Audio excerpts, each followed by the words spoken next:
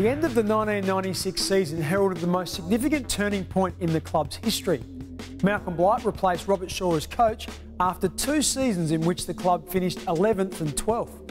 The man who engineered the change and ultimately 2 premierships was then CEO Bill Sanders.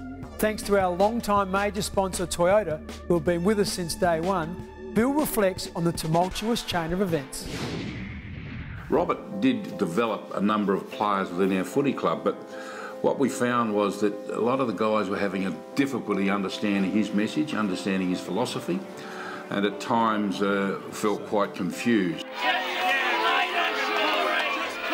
Our performances suffered. I think we won 8 in the first year and 11 the second, or vice versa. So we didn't play in finals. We expected to play in finals, and our playing resources said to us that, look, this is not working. I thought it was a shit performance. We got no one else to blame but ourselves. We weren't running.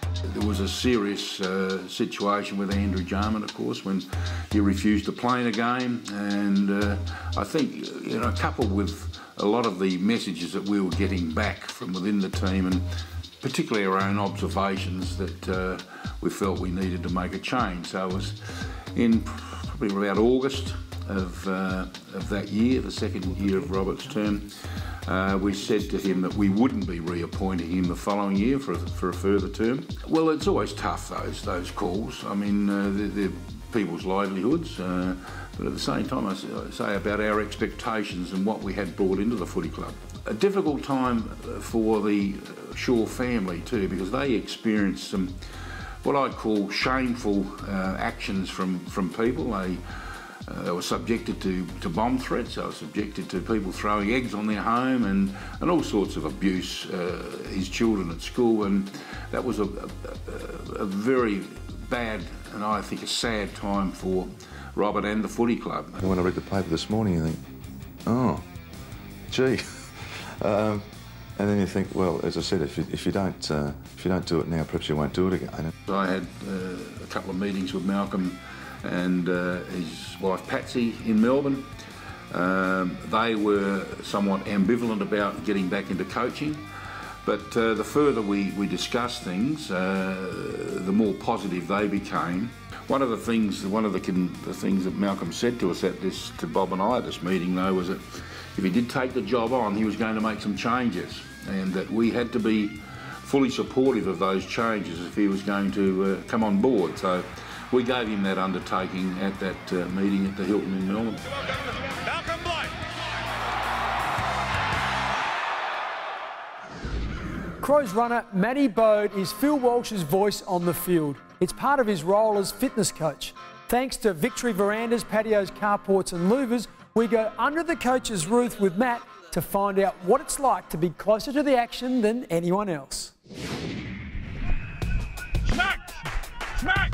Smacko! Smacko! You run! Sauce! She forward. The role of the runner is physically and mentally demanding. I reckon I clock up between 8 and 12 Ks per game, and by the end of it I'm pretty fatigued mentally as well. There's a lot of changes out there and you can't help but get wrapped up in the game as well. So I reckon it's about as close as you can get to playing. See, Max, ready? We need more poise. We're winning out, we just need more poise. I reckon the main role of the runner is basically pretty simple, just to give messages that the coaches as a group give to me and then give them to the players. Now I think you've got to have a pretty good understanding of the game plan and structures, but at the end of the day it's just about clear communication. Eddie, every time we get a chance to reset down, one of you guys, Smalls, go in the mid, pluck a midfield out, forward. Most of the messages that we give are relatively simple. You get a few which, you know, Dangerfield in the middle, VB to the wing and Sloaney up forward. And then on top of that, you know, you might get a ruck change as well. Then you're running out and, you know, some source might sort of say, oh, can you get the last centre bounce vision, and one of the boys like Talia might ask a question about the kick-ins, and then you've sort of still got to get that original message out. So occasionally they get a bit tricky. There are a few guys who actively avoid me sometimes. You know, a few guys shoo me away when I'm about 50 metres away because they know what they've done wrong. I've called out their name 4 or 5 times and I can see their eyes tracking the ball, and then I'll call out their name again to get off, and they look at me and say, mate, I've heard you 5 or 6 times. So there's always a bit of a laugh with those guys. I try not to have any words with any opposition players, mainly because when I was playing, I used to look at some of the old runners and think it was a bit sad when guys were 20 years older than me still running around sledging, so I try not to. There's times when I can't help myself in games. Yeah, there's a few words in the showdown now and again, but for the most part, no, I try and stay away from that. Every fan has their favourite players. This time, when Farmers Union Iced Coffee asked supporters to have your say, we wanted to know which player epitomises hard work, loyalty and passion.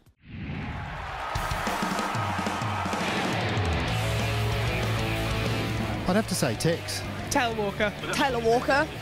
All his great marks and his kicks from the side, and always shares the ball around to all the players, all gives them a chance to get goals and everything. Brady Smith. Oh, he's just always there, doing the right thing. Patrick, because he takes lots of nice marks and goals. I think probably Taylor Walker. Definitely Tex Walker. Paddy Dangerfield's been pretty good because he's very fast.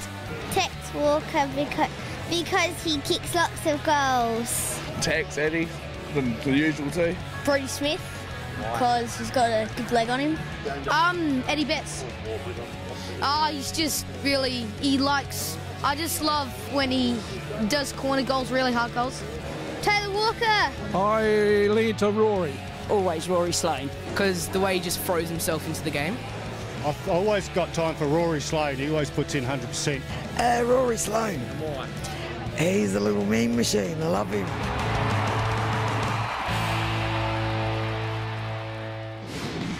After the break, meet the young man with a big future.